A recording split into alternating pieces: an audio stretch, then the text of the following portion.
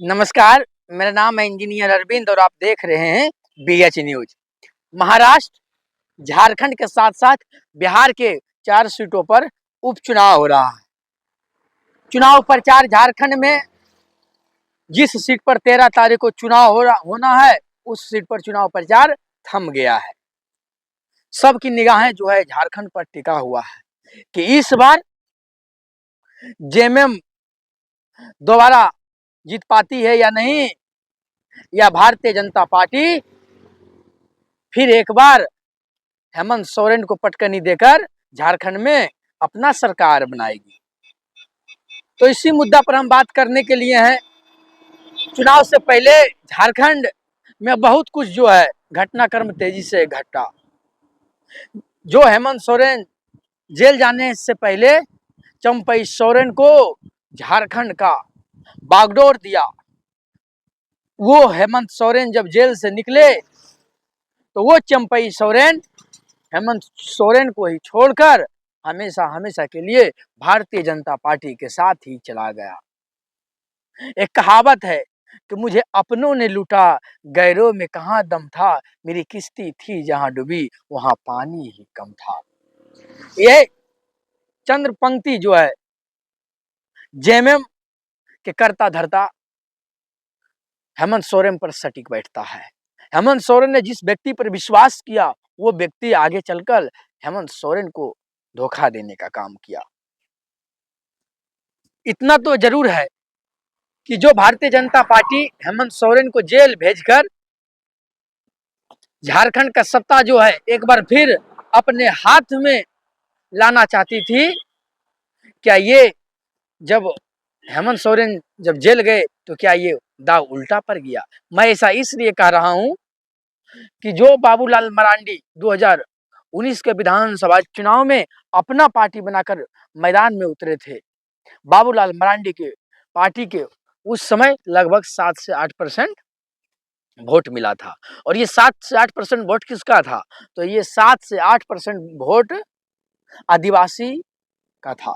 और आदिवासी इस बार जब हेमंत सोरेन जब जेल गया तो जिस तरह से बिहार में यादव और मुसलमान का कॉम्बिनेशन हमेशा लालू यादव के साथ रहता है, आरजेडी के साथ रहता है, उसी तरह से जेएमएम के करता धरता हेमंत सोरेन के जाने के बाद आदिवासी वोट जो है पूरा जेएमएम के साथ यानी हेमंत सोरेन के साथ इंटैक्ट हुआ। ये पूरा झारखंड का जो है पूरा कस्बा में ये मैसेज चला गया कि एक आदिवासी के बेटा को भारतीय जनता पार्टी दबाना चाहती है।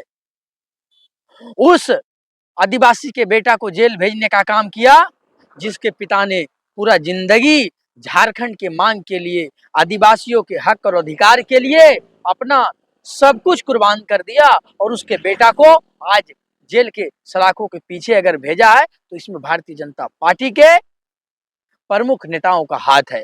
इसका उल्टा जो है परिणाम हुआ कि आदिवासी पूरे झारखंड में जेएमएम के साथ इंटैक्ट हुआ।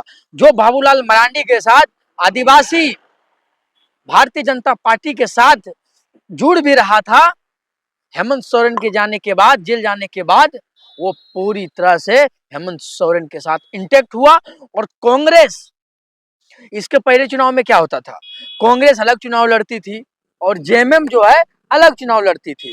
जेएमएम को कहा जाता था कि मुसलमान वोट जो है उतना नहीं मिलता था, लेकिन कुछ परसेंट मिलता था, और कांग्रेस के अलग लड़ने से मुसलमान वोट जो था वो बढ़ जाता था।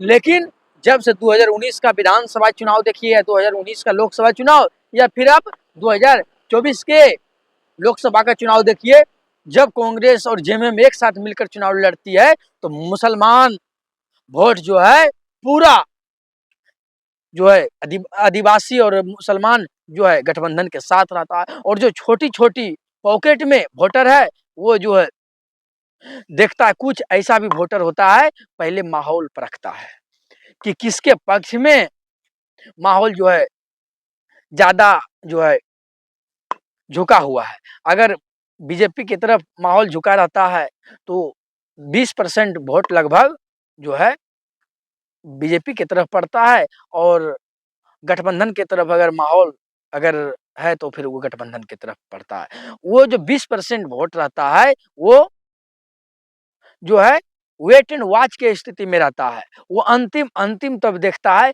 किस प्रत्याशी का किस विधानसभा में दावा मजबूत है, उसी के आधार पर वोट देता है। मुसलमान और आदिवासी का कॉम्बिनेशन और लालू प्रसाद यादव की जो पार्टी आरजेडी है वहाँ चुनाव लड़ रही है। आप देवघर बेल्ट में देख लीजिए या नवादा के सटे हुए इलाका कोडरमा में देख लीजिए या गढ़वा या पलामू में देख लीजिए, चतरा में देख लीजिए, जहाँ जहाँ यादवों की संख्या अच्छी खासी है वो यादव जो है इस बार गठबंधन के साथ है।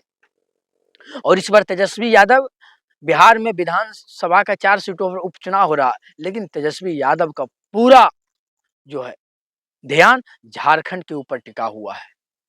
याद कीजिए जब 2019 के विधानसभा चुनाव में जब जेएमएम यानी गठबंधन ने तेजस्वी यादव को 6 सीट देने का काम किया था, उस 6 सीट में से 1 सीट पर ही तेजस्वी यादव की पार्टी आरजेडी को जीत मिला था।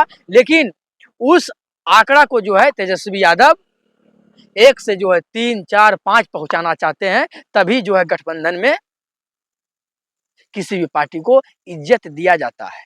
और ये बात अच्छी तरह से तेजस्वी यादव समझ रहे हैं और जान रहे हैं। इसीलिए बिहार के 4 सीटों पर तरारी हो गया, बेलागंज हो गया, इमामगंज हो गया या जो है रामगढ़ हो गया, ये 4 सीटों पर उपचुनाव हो रहा है और तेजस्वी यादव का पूरा निगाहें जो है झारखंड पर टिका हुआ है। और ये अगर कॉम्बिनेशन की बात कीजिए तो इस बार अगर आप जनवरी या फरवरी में जिस समय हेमंत सोरेन जेल गए थे, उस समय अगर आप माहौल देखते टीवी चैनलों पर या अखबारों पर तो पूरा जो है माहौल एक तरफा बीजेपी की तरफ था। लेकिन जैसे ही हेमंत सोरेन ने जेल से बाहर निकला और चंपई सोरेन भारतीय जनता पार्टी में जिस दिन ज्वाइन किया, आदिवासी के जो है अंदर ये जो है अंदर ही अंदर ये मन में टटोलने लगा कि भारतीय जनता पार्टी आदिवासी का जो है अस्मिता ही समाप्त कर देना चाहती है।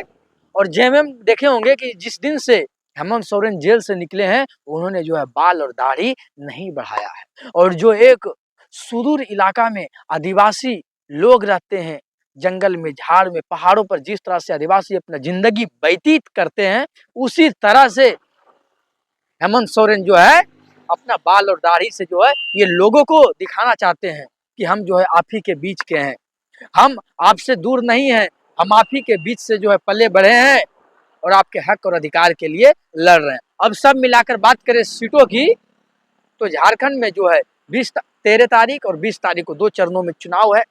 23 तारीख को जो है मतदान जो है गिनती होगा, महाराष्ट्र का भी होगा। अगर हम झारखंड की स्थिति की बात करें, झारखंड में कौन सा पार्टी जो है जीत सकता, अभी चुनाव प्रचार खत्म हो गया, जिस दिन हम ये रिकॉर्डिंग कर रहे हैं वीडियो, चुनाव प्रचार जो है समाप्त हो गया है। इस बार अगर हम बोले तो फिर जेएमएम जो है यहाँ पर सरकार बनाती हुई दिख रही है। आप कहिएगा कि फिर तो भारतीय जनता पार्टी यहाँ अच्छी चुनाव लड़ रही है, 5 साल का एंटी इनकम्बेंसी है, 5 साल का एंटी इनकम्बेंसी है, लेकिन बाबूलाल मरांडी के बीजेपी में जाने के बाद जो 7% आदिवासी वोट था, वो 7% आदिवासी वोट जो है गुच्छा में हेमंत सोरेन के साथ जो है आने का काम किया। और ये 7% वोट किसी भी कैंडिडेट को एक विधानसभा में जो है जिताने का और हराने का जो है मादा रखता है। इसलिए हम बोलते हैं कि भारतीय जनता पार्टी और जेएमएम के बीच जो गठबंधन है, कांग्रेस और जेएमएम और आरजेडी का गठबंधन है, बीजेपी और जेएमएम के बीच में जो है कम से कम 12 से 15 सीटों का गैप रहेगा और 12 से 15 सीट जो है जेएमएम जो है यानी जेएमएम का जो गठबंधन है वो अधिक लाएगा। बहुमत से जो है 7 से 8 सीट जो है मिनिमम गठबंधन का जो है वहां पर जो है पार करने जा रहा है। सब मिलाकर बोले तो फिर जेएमएम की ओर से बाबू हेमंत सोरेन जो है जिस दिन 23 तारीख का गिनती होगा उस दिन आपको क्लियर हो जाएगा कि हेमंत सोरेन फिर झारखंड का मुख्यमंत्री बनने जा रहे हैं। आप इस पर क्या सोचते हैं, आप हमारे कमेंट बक्स में लिखकर अपनी राय दें।